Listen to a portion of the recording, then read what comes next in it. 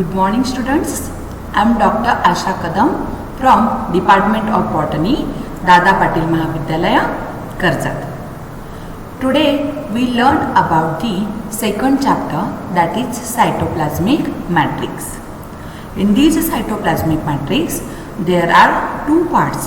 That is, in the first part we learned about the physical nature of cytoplasmic matrix, and second part is the in which we learn about the different organic and inorganic component of the cytoplasmic matrix.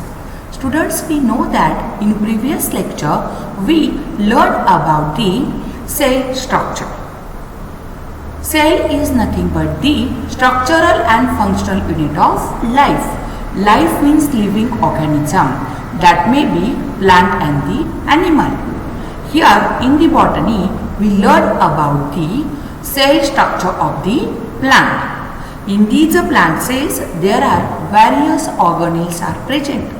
They may be chloroplast, mitochondria, endoplasmic reticulum, Golgi apparatus, ribosomes, glyoxysomes, peroxisomes, which we call as the microbodies, the ribosomes, and the gel-like structures that we call as the cytoplasm, and the most important and essential organelle of the cells which control all the activities of the cell, that is a nucleus.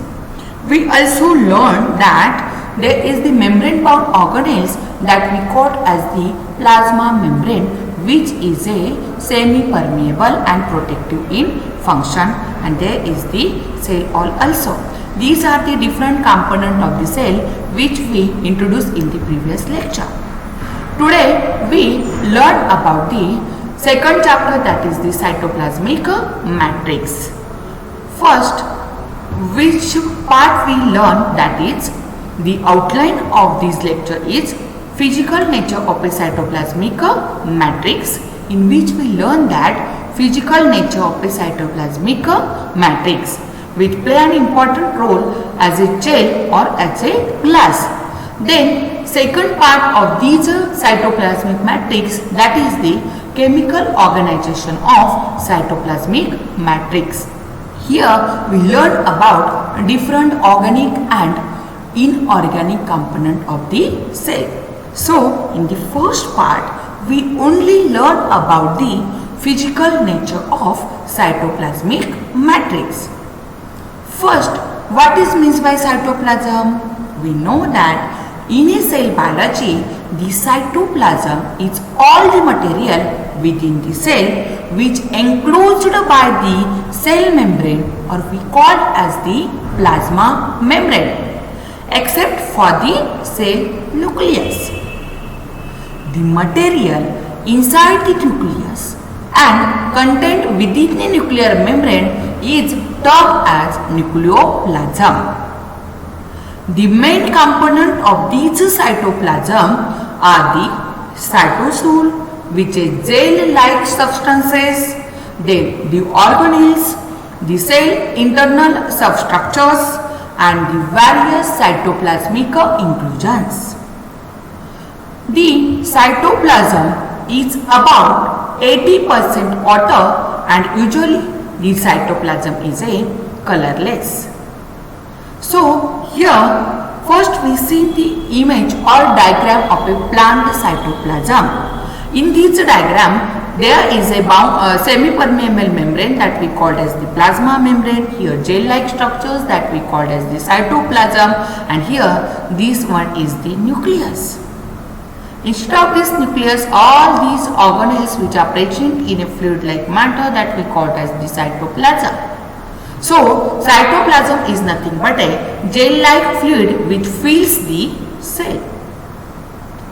When we learn about the physical nature of cytoplasmic matrix, that time we know the physical properties of the cytoplasm that have been contested in a recent years.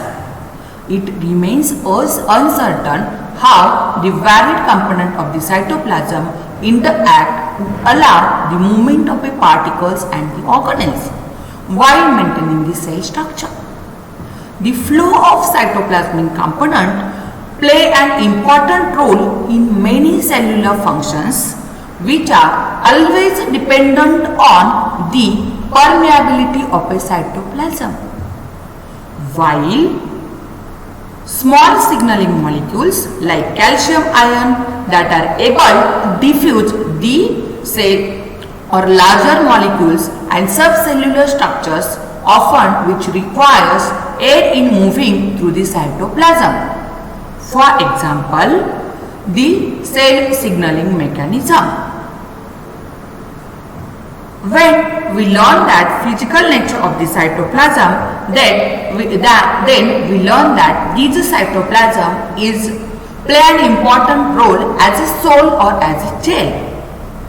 There has been evidence that the cytoplasm behaves like a cell or a gel. It is thought that the component molecules and structure of the cytoplasm always behaves at times like a disorder colloidal solutions. That disorder colloidal solutions we called as a cell, and at other times like an integrated network forming a solid mass, and that forming a solid mass we called as a gel. So here in physical nature we say that cytoplasm is as a gel or as a cell. This theory thus purposes that the cytoplasm exists in distinct fluid and solid phases depending on the level of interaction between the cytoplasmic component, which may explain the differential dynamics of different particles observed moving through the cytoplasm. The cytoplasm acts like a liquid, while in larger length scale it also acts as a gel. So we say that cytoplasm acts as a cell or acts as a gel in the form of a liquid. Then second one is the cytoplasm acts as a glass. When we seen that research report, then recently it has been reported or proposed that the cytoplasm behaves like a glass, forming liquid approaching the glass transition. In this theory, the greater concentration of cytoplasmic component, the less the cytoplasm behaves like a liquid, and more it behaves as a solid glass, freezing larger cytoplasmic component in place. It is thought that the cell metabolic activity is always able to fluidize the cytoplasm, which allows the movement of such larger cytoplasmic component. A solid glass cytoplasm would freeze subcellular structure in place, preventing damage while allowing the transition of very small particles and metabolites, which help to start growth upon the cell's revival from the dormancy period.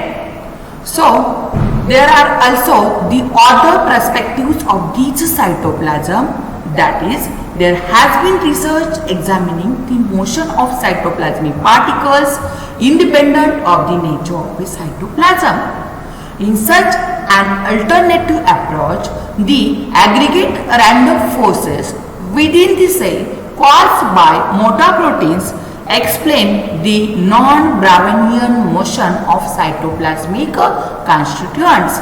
These are some research reports which proposed in various research articles. So, in this lecture, we learned about the part first of cytoplasmic matrix, in which we explain that the physical nature of a cytoplasm, in which cytoplasm act as a gel or act as a cell, or it also act as a glass, showing the physical nature of a cell. So, Thank you so much.